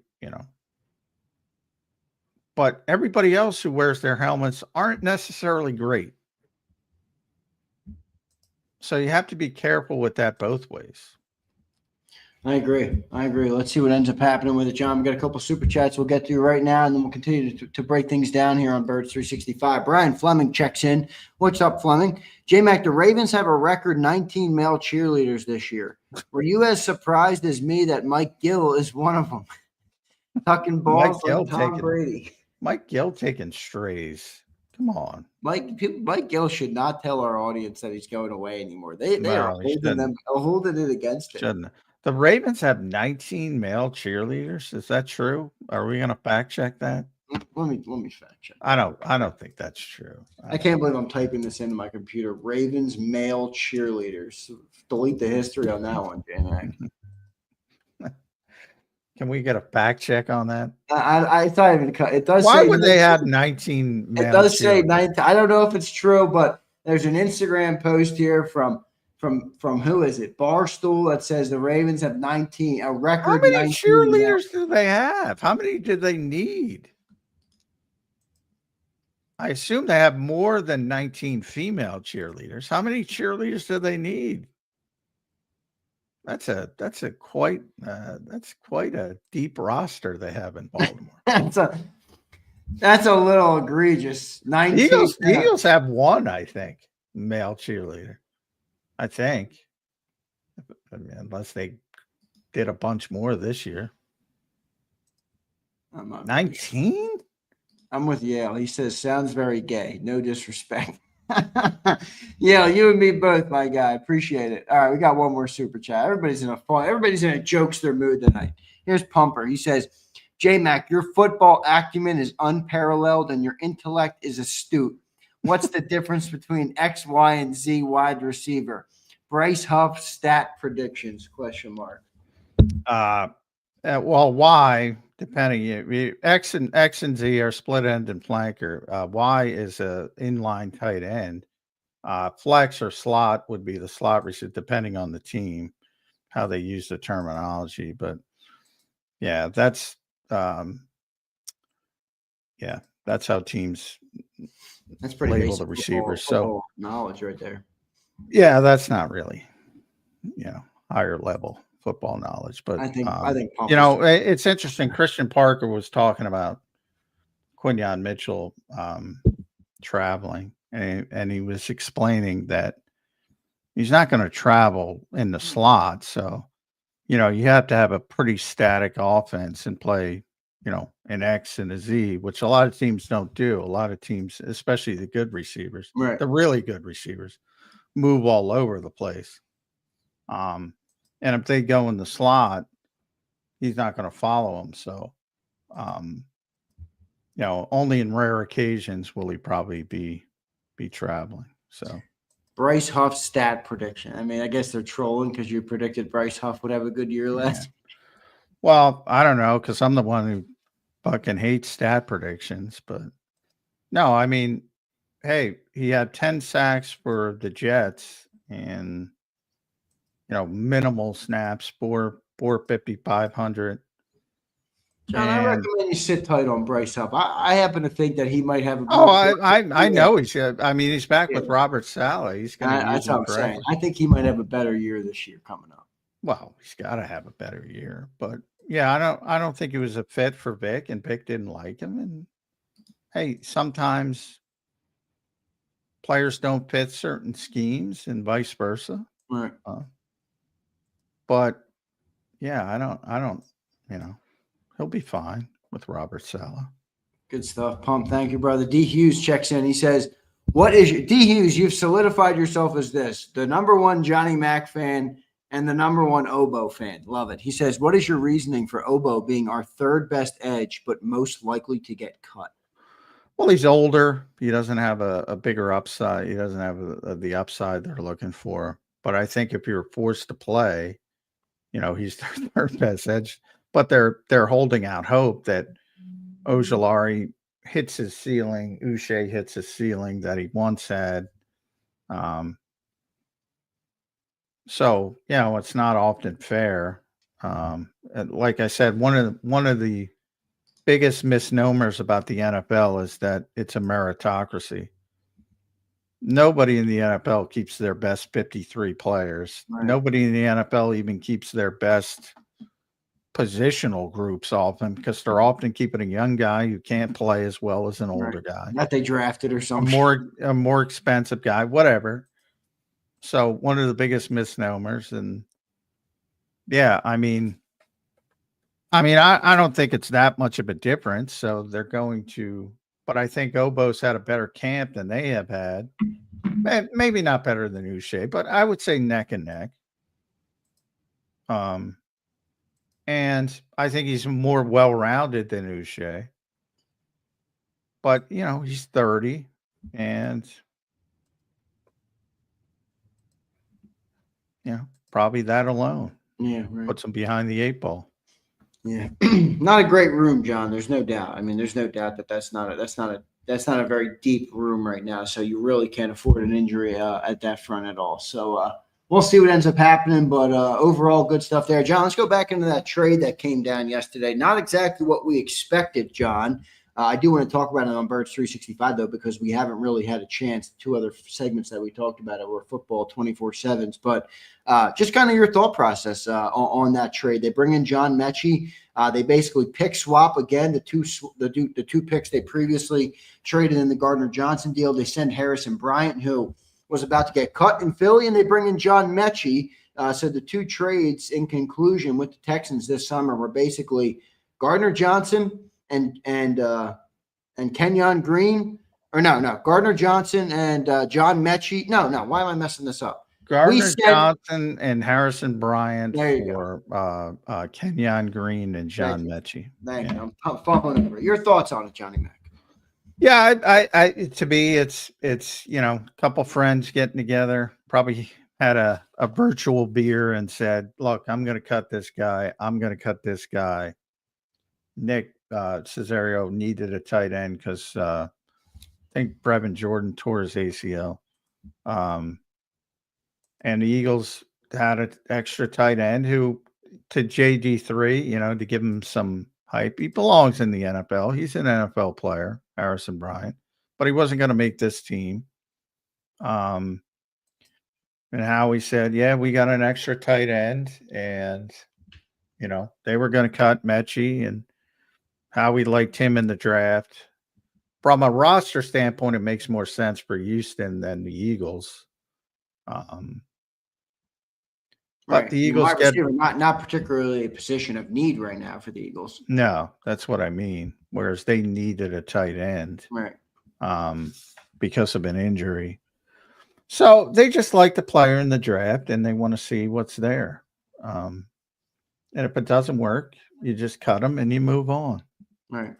I don't think they're going to cut him. I don't know. I mean, I'm not really sure, but do you think they would cut him after moving that capital? I mean, I know it wasn't much, but you know how they are about draft picks. I mean, he did. Yeah, I don't know. I mean, he's picked up guys in August where he's cut. Eli Harold comes to mind, who was a pretty big pass rusher in the draft at one point. Was he acquired via trade though? He was acquired via trade. It's like he was a third round pick. Wow. He was acquired via trade, and he got cut at the end of camp. So just because of the numbers, I mean, who are you going to cut? I guess they could cut Anias and keep him. You know, I don't know. They're not cutting Johnny Wilson. I'll tell you that. They got to keep 6. Are they going to keep 6 now? Because now, I mean, we used to wonder. They might keep 7 if you got to keep Avery Williams, who's not really a receiver, but he's listed as a receiver. We didn't even talk about the return man yet. Yeah. So, I mean, they seem to like Avery Williams, not only as a returner, but as a core special teamer, because he's like coverage guy, punt protection guy, personal protector guy. They got a lot of numbers problems here. Yeah, the Metchie trade is weird to me because I don't see the fit. He's not going to play. What are you going to learn about a guy who's not going to play? He's going to walk after the season. I don't know. It's a weird one to me. Other than maybe he's just doing a solid for his buddy. You said this morning it made no sense. I agree. I mean, I like it because I think he's a good body. He's a good body to have in the room. But I just didn't feel it. I felt like you already had enough good body. You're about to cut a good body because you had enough good ones. You brought in another one. I don't know. That's why, John, I do think it's fair, and I know you shut him down, and I'm fine with your explanation, but I do think it would be fair for people to go to AJ Brown and say, okay, is there something worse there than we're thinking? Remember, John, you did say that originally too on your first reaction to it. I'm not sure if you've given new information or what, but yeah. And then, what happened is, and part of that was, so before Cleveland came, AJ was working out, running, sprinting. It looked like he was working out to get back for the Cleveland practices. And then the Cleveland practices happened and he wasn't able to practice. So clearly there was some kind of setback. Right. Then when we got, after the game, we got back to practice today and he's still out there and he's still he's still moving well and he's still doing. So that's all that changed. I saw him today and he looks completely fine. But and I'm not saying there's not, hamstrings are very serious things for what I call thoroughbred players. So wide receivers, cornerbacks, guys who have to run, because you can always, if that thing's not 100% right, you can always retweak it. And then all of a sudden you got a bigger problem. So anyway, would it shock me that he missed a game, Dallas on Sunday? No, it wouldn't shock me, but it would shock me if it's anything long term. And then the second part, the back end, like this guy ain't replacing, and nobody's replacing AJ Brown, but this guy's not replacing any kind of production. I mean, if that's the case and he's not playing, Devontae's 1, Jahan's 2, Johnny Wilson's 3. Right. He's still not playing. Yeah, I'm not trying to set people off. They're to wonder it at this point. That's all. I'm not trying to look. I'm not worried about AJ Brown. I just think it's, I don't know, a little odd that they traded for a receiver yesterday. That's all. Well, I agree, and the big name, people know him. I think that complicates it. Like if it were the 44th pick from Central Florida, right? I think, and people would see it for what it is, and just they like that guy in the draft. They're going to cut this guy, bring him in, get a quick look at him. Yeah, I think it would completely change it if it were just some guy from Southern Mississippi. Right. That makes sense. Yeah. So Who is the loser from the trade? Is it Cooper? Darius Cooper? I don't think there is a loser. I mean, well, they brought in another body, John. Somebody's got to get cut. Maybe it's Metchie. Maybe you think Metchie's going to get cut. Well, that's what I'm saying. That's why it would not surprise me if they cut him and try to get him back on the practice squad. You know, they'll try to work with him, but I guess Anais would be the guy if they're going to keep him. Do you think Anais has changed their thinking though on returners, and maybe that makes Avery Williams more expendable? I know you. Well, I mean, today, you know, Avery was taking first team reps at punt returner today. They didn't do kickoff returns, so he's still first team, and he helps more on coverage. So, you know, and then you have John Dodson, who could be a backup punt returner, so he can do that. So I guess I would say Anais is the guy most in danger if they want to keep Metchie. But again, I don't know why I don't know why you would keep a fifth receiver who can't help you on special teams. Right. That's where roster building comes into play, obviously. Yeah. So it's a very strange trade to me. It really is. Other than which is why I just default to because I know for a fact they liked him in the draft. I just default to they liked him in the draft, and hey, it's a chance to get him and maybe start the reclamation project. Yeah, I mean, it might not work at all, and it doesn't matter. We gave up basically nothing for the guy. I'm not really worried about it, but I just wanted to get your thoughts on it. Eagles Eric says, will BVS make the roster? Oh yeah, he's going to make the roster. Yeah, they got a whole package they're not showing us, and they've admitted. I've been wondering if they're waiting for you knuckleheads to get out of the room. They're like, wait, 3 days left of these guys. Then we'll start to run out the real. Maybe Keely Ringo is coming. Well, I don't want to overstate it, but they're going to use the fullback more than they have in the past. And they would. I mean, they were starting to use it more last year when he tore his ACL in practice. But I mean, yeah, they got something up their sleeve when it comes to fullback. I agree.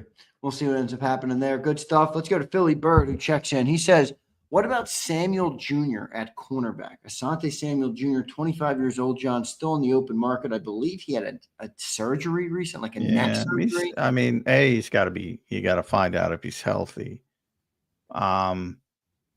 But I think Bennett is like way too many people are giving up on Bennett. I mean, what is Bennett? He's been here for.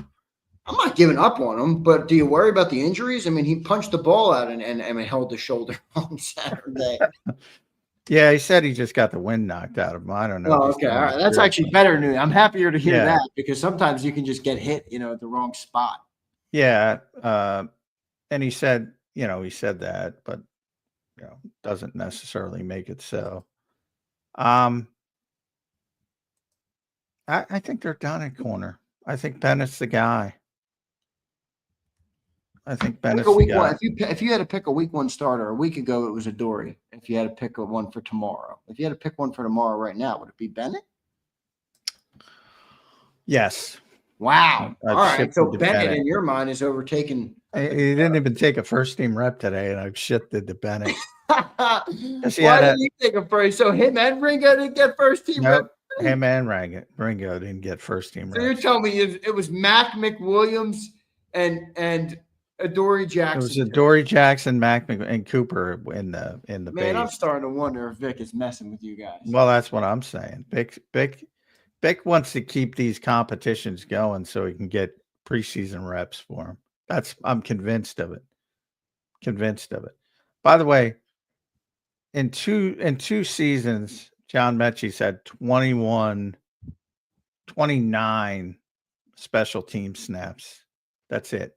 Yeah, he's not a special teams guy. So there you have it.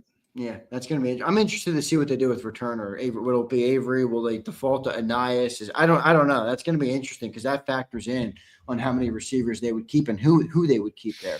Nate the God checks in, John. He says, "What's up, Nate? J Mac Izzle. The eye tells me the Eagles conceded the season. This is not a repeat Super Bowl roster. In the areas we're strong. The ones we're weak at, we are below average." Well, I'm not going to go that far. They certainly haven't conceded the season. I think they're a legitimate Super Bowl contender. There's like 5, 6 teams you could say, all right, if things go right, they can make a run. And the Eagles are one of them. I mean, everybody's got holes. And the Eagles have holes. And they have more holes than they had at the end of last season.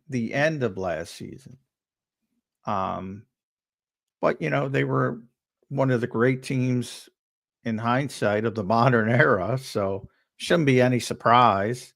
The players they lost. I realize that's what, when players leave, fans say, they downplay them. Nah, they were really fucking good. It doesn't matter that they're wearing, and they might not be as good in their new teams that they were with that team last year. Most of them probably won't be. But with that team last year, they were really freaking good. And to replace them at that level is going to be really, really difficult. So, but they're still a legitimate Super Bowl contender. They are, but a lot's got to go right, John. I mean, if they get one injury, it's going to look bleak, especially on that defense. If they get an injury at corner or edge, and by the way, I'm not feeling that great about the depth of defensive tackle. I know Thomas Booker was the end guy. Who cares about DT5? After the top 3, it's another planet. Yeah, well, that's true, but how many DTs that would Vic ideally like to rotate in a season? Is it 4 or is it 3? Just 4. But the fourth guy's getting 10, 15. Yeah, right. Much less. I agree. Yeah, it's fine. I mean, I've been disappointed in Ty Robinson. No, he's not ready to play yet, John. He's too raw. That's what it sounds like to me. I don't see him every day like you do. Can't get off blocks. He's supposed to be this super athlete, which he was from a testing perspective. It just doesn't show up on the field. Can't disengage. So hopefully, it's going to take a while, and hopefully they can tap into what he has from an athleticism standpoint. I think, they like Gabe Hall a lot. I think he's the fourth guy. Byron Young's kind of tough. I think they like him, but he was hurt. And it's one of those things. I think they're deeper at defensive tackle than a lot of positions, actually. But yeah, I mean, there's no shame in having a drop off from the top 3. I think that's one of the positions I worry about the least.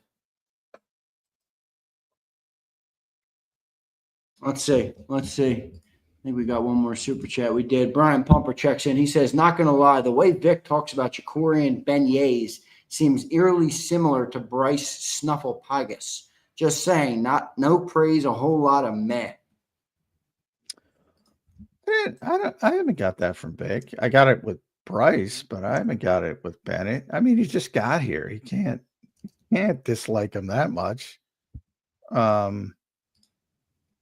Yeah, I don't get that. I haven't seen that. I mean, I'm at a press conference. I haven't seen him go over the top on. John, you know what I've noticed in the press conferences? I don't know if it's just because I know you.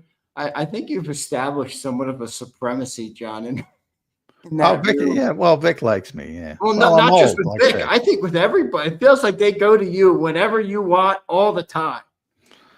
Well, that just means, like I said, Jimmy Kempsky had that thing which I don't think is fair. I don't think I should. But he ranked who won the most question face-off. This was years ago. And I won. I don't think I should have won, but I won. But I told Jimmy at the time I think Ruben should have won. He wins the most faceoffs, but I told Jimmy at the time, I said, that just means I'm the biggest asshole. Well, that's a good thing. That's okay, John. Well, you have to be in this. Exactly. Some lifestyles call for an asshole. All right. I can appreciate a good asshole, John. Yeah. Well, if you show up to an Eagles press conference and you're a shrinking violet, you ain't getting any questions. I believe it. I believe it. All right, John. Good stuff today. So overall, so far, so good. 16 days later, though, John. I don't know. You got a lot of questions. I got more questions now than I had when it started. That's not a good place to be. Is that really how you feel? You got more now than when we started? Yes. I have no idea what's going on at corner. I'm creating conspiracy theories. Mac McWilliams is outside. Kaylee Ringo is not getting any first team reps. Jacorian Bennett's not getting any first team. But Mac McWilliams, yeah, I'm looking at Vic. I'm saying, are you screwing with me, dude? You think you might be? I think you might be. Well, I'll say this. I do not believe for a second that Vic Fangio doesn't know who he's going to play against Dallas. Not for 1 second. For everything that you he's think it's seen, Bennett? Yeah, I'm betting on Bennett. More not because Bennett's done anything, more that he's the unknown and the other guys have shit the bed. Well, I don't think Adoree has shit the bed, but I don't think he likes him that much as a player. Mac McWilliams isn't ready. He can't play outside corner as a rookie. I remember when the Eagles drafted Zach McPherson in the 4th round.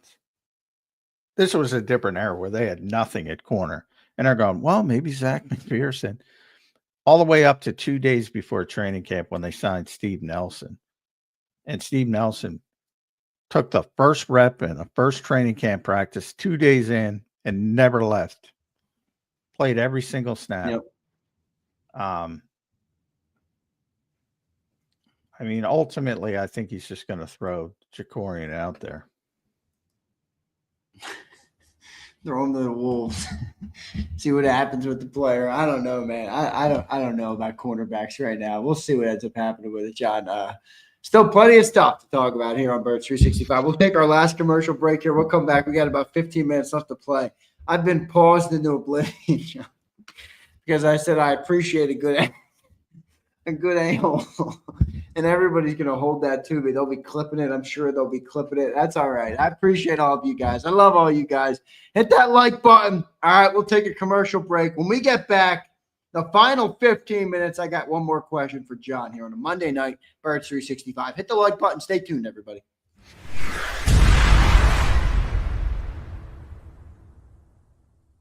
The following is a presentation of JAKIB Sports. If you're a small business owner or you work for a company that loves the birds, you need to react fast before we've used up our entire ticket allocation. And here's why. In celebration of JAKIB Media's new partnership with Savvy Seats, JAKIB Media will give you a pair of VIP tickets for any game on the 2025 schedule, home or away. And we'll give your company or your boss a 20-week media sponsorship package across the #1 digital network for Eagles coverage, JAKIB Sports. And that includes all of our game day coverage. Cost for your business or company? About $50 a week. Let's recap everything. 20-week sponsorship package on JAKIB Sports, including commercial spots, live reads, and liners. Inclusion in all of our game day coverage, including the soon-to-be-announced Green Zone, and a pair of tickets to the home opener or any game on the 2025 regular season schedule. Remember, that's home or away. If you're in Kansas City and you want to go to the game against the Chiefs, no problem. If you live in Florida and you want to go to the game in Tampa Bay at the end of September, no problem. Text Krause at 267-261-3428. That's 267-261-3428. 3428. And remember, do it quickly before this incredible gift is gone. JAKIB Sports and Savvy Seats put you right in the action with VIP seating, as we are proud to announce our partnership for the 2025 season with Savvy Seats. Text Krause right now at 267-261-3428. That's 267-261-3428. And pick your game today. If you own a company and you're not producing a podcast, you're missing out. The public consumes messaging when they're ready. Join the professional podcast network of companies and let JAKIB Media Partners put you in the podcast arena. Come to our professional studio, or we'll come to your place of business and professionally produce your company podcast. Call JAKIB Media right now at 267-261-3428. 267-261-3428. EAGLES, Eagles.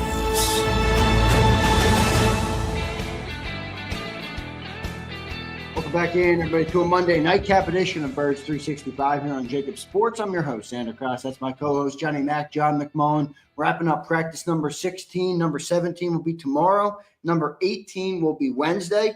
And that's it. That'll be it for training camp practices. Preseason game, final preseason game on Friday. Players' team is off on Saturday, and then we're right into prep for the Dallas Cowboys the following week after that. So moving right along here. John, with all the talk we just had on this defense, the Eagles' offense this year will have to do what in order for this team to be a real contender? Well, they're going to be good offensively. It's just a matter of how they get there and how good they are. Still think it's going to be a lot of inside zone, a lot of running game. We mentioned. Do you think that works effectively, John, with the worst defense, though? Not to say they won't be able to run effectively, but can you play that way? Yeah, a little bit. I mean, you can't play that way if you're not winning. So yeah, the defense, complementary football is a big part of it. And that's where they are going to probably have to be a little bit more effective in the passing game than they were last year. Again, I don't expect them to be a high volume passing team, but they can't be a bottom 5 passing team. And it should be relatively easy to not be a bottom 5 passing team. In a lot of ways, it was really difficult and amazing with the talent they had to be a bottom 5 passing team. And you pretty much have to have a historic year running the football. And again, the personality of the game can affect that. It's not even about wanting to do it or game planning to do it. It's about, oh, we're down 10 points. We got to throw the ball to get back in the game versus we're up 10 points. We can run the ball and wear them down. Passing offense will have to be what this year? More effective. More consistent.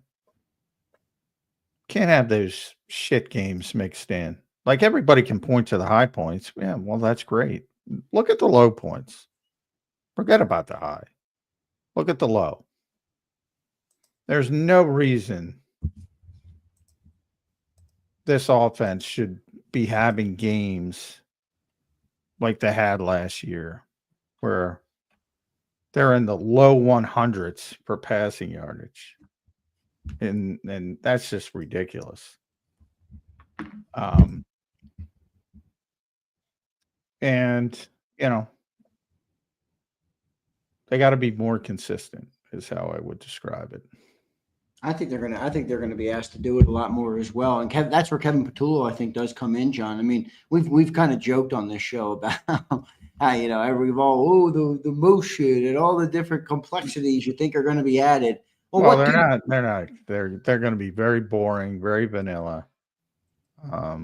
So what do you think Kevin Patullo's role is this year? Is it simply literally you're now the guy holding the clipboard and that's it? I mean, is he expected to add anything? Is there anything Jeffrey Lurie's watching on his new offensive? Is there anything to expect from him other than he's just calling the plays? Well, it depends. No, I mean they spend every offseason trying to evolve this offense. Every offseason. Um, and then they revert back to what they are. That's been the history. Um, I suppose it could be evolved. It's a little easier to kind of fall back to what you were when your defense is the number one in football. Now they weren't when they made the switch last year. I mean, to be fair, but it helped. Well, to be fair, part of the reason they were number one in defense was because of that running game as well. Well, that's what I'm saying. That's what I'm saying. So if the defense is gone, I'm expecting that Jalen's going to have to do a lot more this year in the passing game. Well, probably than last year. Yeah. I mean, last year was really low. It kind of doesn't really make sense on the surface, does it, John? That they get to the Super Bowl last year, they win in such dominant fashion with the defense that they did, and instead of us talking about they've reworked the offense this year, it's that they've reworked the entire defense. Like it doesn't really make sense from that perspective. Well, it's circumstance. Again, the business comes into it because they had to, they have entrench older players on offense who are already getting paid significant money versus younger players who hit early in their careers who haven't gotten their big contracts yet. So that's more the business part of it. And that's just timing. And that will change starting next year. Literally, with Jalen Carter and Nolan Smith. It's going to have to start to change. But right now, I mean, think about it. AJ gets paid. Devontae gets paid. The whole offense is paid, John, except for Tyler Steen and John Dotson. Yeah. Well, and even John's a first-round pick, so he gets paid pretty good for a rookie. Right. Lane and Landon and Cam and Jordan and Jalen Hurts and Saquon. Everybody gets paid. Every single one of them. Yep. So, I mean, and they all deserve it. They've all earned it. But that's the timing, and then they're going to have to start. And they already tried to with Dallas Goedert, and they were able to work it out with him. But he's likely gone next year. And you might even see if somebody has a bad season you might see a salary cap casualty. Who do you think it would be? Well, Lane might help him if they win the Super Bowl again. He just might retire. Yeah. He did say that. I don't know if he actually would, but he did say that. I think he would. If they won again, I think he'd retire. Do you? Yeah. How old is Lane now? What's he, 35? Yeah. But yeah, I think he would definitely retire if they won again. With Landon, you have to worry about injuries. Cam could be, they just signed an extension. I think he's fine. Jordan, I think is fine. Mailata. Dare you say Saquon starts to show, hasn't at all now. This will get people pissed off. But if he hits the regular season and he doesn't look like the same guy, I by no means might think that's going to happen because he looked better in training camp this year than he looked in training camp last year. But if he shows up and that took a toll on him, it's a really quick contract. No doubt. Say,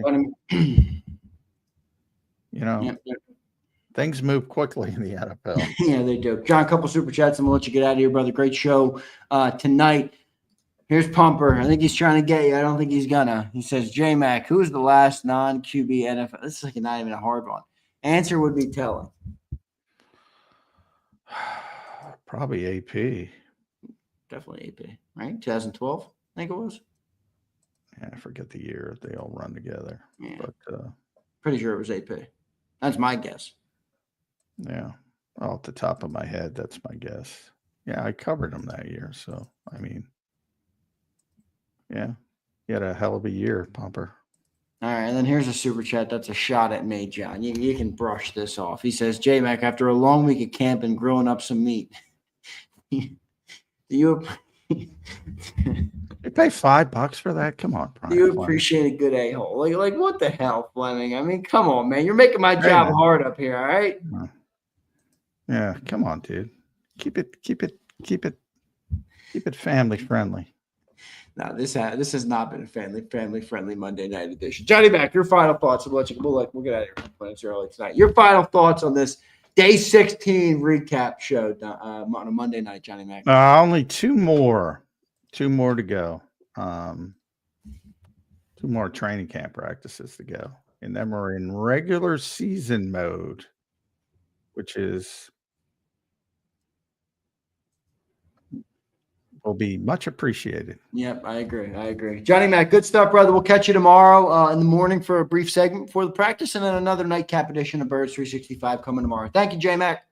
All right, thanks everybody. All right, there's Johnny Mac, John McMullen, joining us here on Birds 365. Great show tonight, everybody. Appreciate all of you guys for being here. All right, let me get that super chat off my screen, man.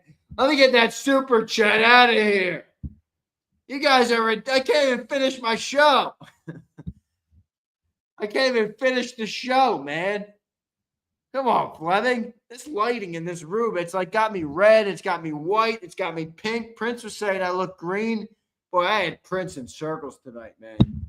I had Prince as this camera that I'm using on this computer doesn't show the beauty of this new hat. See that design on there, folks? Doesn't show the beauty of the new lid. Shitty ass camera. Ethan, I'm putting you in the list of you must pay. You must pay. Ethan, you've had such a bad week, really a bad month, that I'm putting you on the shit list, my friend. All right. Did they sponsor me? No, they don't sponsor me. I'd buy everyone. 11 picks was like 11 years ago. Most yards allowed. Good hat choice, Ann. Thanks, Pump. I think it looks pretty fire, too. Not that you have good takes on that. John going to be hanging with Mike and the Lady Boys. You guys are – I have – my interest in Zander time today is zero. It's fucking zero, all right? By the way, Fleming, thanks for the super chat. I shipped out your 2 shirts. Hopefully you get them in 2 years after the comments today. Where's my girl Texas T, too? I want to give her some Eagles merch instead of – I might give her that jersey. I owe her some JAKIB merch. I want to make a deal with her. I don't know if she's in here right now. Billy Bird says, Big Z, don't you think Samuel Jr. makes us better? I do, but he's got that neck injury, dude. I don't know what – how do you – it's tough to gauge what a player's going to be like after an injury like that. Senor, I'm in the process of changing the whole site around, but I think it's at jakibmerch.com right now. And then I'm building out the JAKIB Sports site more. All right. M. Reyes, you didn't win shit. Don't play me, M. Reyes. I think it's jakibmerch.com right now. I'm building out a new site for sports because I want John to start writing some news. I want to write a newsletter. I feel like that'd be funny. I can bash Fleming and some of you other goons. Sig Lord, I want more designs though. Abe built a couple of the other ones for me. I got to get those up. We'll get them. We need to see the shit list. Right now it's Ethan. Put Ethan on the shit list. Kid's a fucking shithead. Shithead goes to the shit list. I'd put Fleming on there too, but I brought that on myself, guys. I mean, I'm literally mid-sentence saying that, and I'm like, oh fuck, I shouldn't even finish this. I can appreciate a good asshole. Yeah, not the right thing to say. You should have Sills write it. It's Prince. That would not go well. That would not go well. That would not go well. Cilio can talk. That's about it. The male cheerleader. Yeah, Fleming. You were just in one of those moods tonight, weren't you, dude? Yeah, Twiz. I'm not really sure why that guy has no shirt on. I don't really understand it, Twiz, but I don't fucking know. I'm not gonna comment on it anymore. It's like odd. It's like fucking weird. Some dudes just do things. You're just like, it's weird. It's like, bro, it's fucking weird. Don't be weird. It's Like, bro, what is that? Ranger is making me regret getting rid of him on my 2 fantasy. I don't play fantasy baseball, Shady. Good night. Time for that shit. Fantasy fucking baseball. I can't play fantasy baseball, dude. Howie is on my shit list. JD3. I'm getting out of here before 8 o'clock tonight. All right. HKP says, you going to any games this year? HKP, I got a job to do. I got a business to build. I got shows to do. I got money to make. I got bills to pay. I got places to be. I got things to accomplish. Unfortunately, I don't think I'll be attending any games this year. I just do the pre and the post game, and those are bread and butter days for us, man. We get a lot of views on those days, so not worth me going to a game. It's just not. This is my business. I'm responsible for its success or its failure. Unfortunately, the days of me enjoying a game at the link are long gone, which is fine. I don't really care. Z is going to be a male cheerleader. Yeah, Fleming, that's a good one, bro. Dude, Fleming. Fleming, dude, that's so funny. That is such a good one, Fleming. Holy shit, dude. If you're going to do it, might as well be funny. Fucking A. Let's do the JAKIB fantasy. I think we were supposed to do it. Who wants to start it? I think somebody started it, but they probably filled it up already. I'm not really sure. I'm Texas T, you're in 14 fantasy. I'm not even one. I haven't played fantasy football in 10 years. I hate it. I can't do it. I'm out. Too many. I care about too many fucking players. I'm out.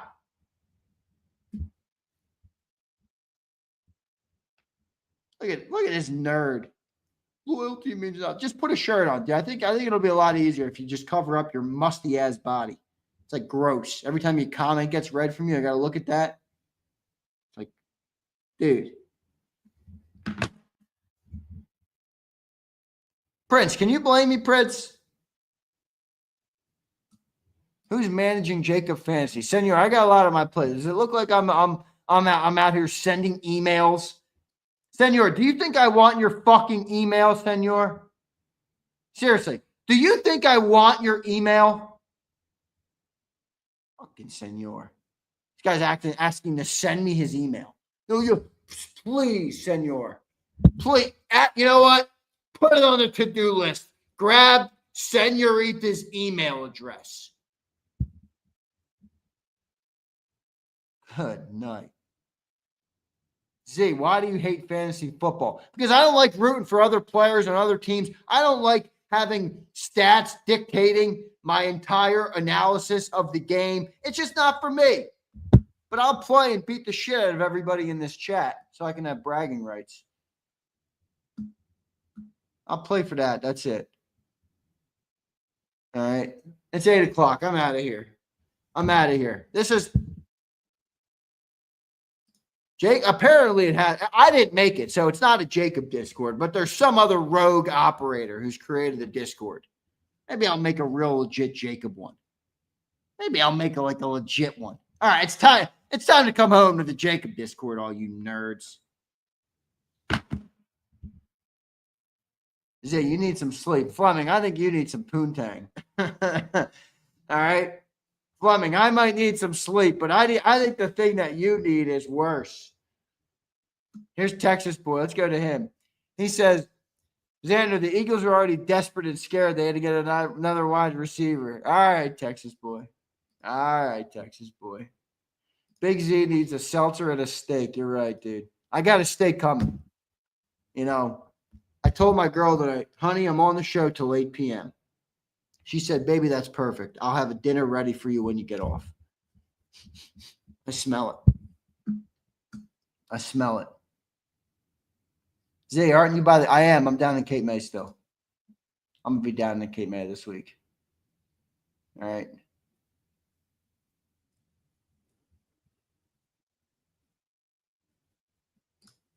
Maybe you better grab some chow. You're getting grumpy. Shady, go back and manage your 14 fantasy baseball teams and your fantasy life. All right, dude? Fucking fuck off. I'm not here to play. All right, everybody? I mean, I know we're all buddy, but like, come at the fucking king. You better not miss, including you, Fernando. All right, I'm done. I'm done tonight because I'm going to go off the rails quick.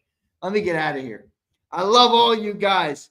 Ethan, please put a shirt on and you'll get off the shit list. Shady, enjoy your fantasy life. All right? I love all you guys, including you two. Jason A-Team, winner of the night. All right? Shady says, you ate the cake. Okay, Shady. Okay, Shady. All right, love all you guys. See you next time, everybody. EAGLES. Eagles.